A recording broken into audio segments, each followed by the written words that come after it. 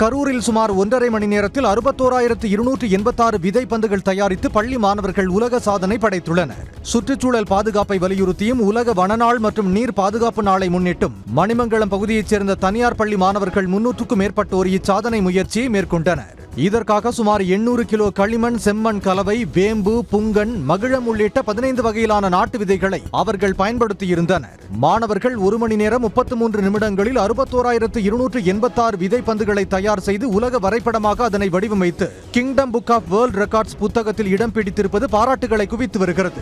முன்னதாக போரில் உயிரிழந்தவர்களுக்கு மெழுகுவர்த்தி ஏந்தி மௌன அஞ்சலி செலுத்தப்பட்டது.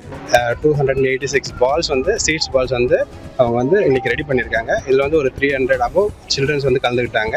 கூட பேரண்ட்ஸும் இதில் கொஞ்சம் சப்போர்ட் பண்ணி கொஞ்சம் நல்லா பண்ணியிருந்தாங்க. இந்த வேர்ல்ட் ரெக்கார்ட் இது வரைக்கும் இந்த எந்த ஒரு இடத்துலையும் இதுவரை பண்ணலை. இதுதான் ஃபர்ஸ்ட் டைம் இங்கே இந்த கரூரில் இதுதான் ஃபர்ஸ்ட் டைம்.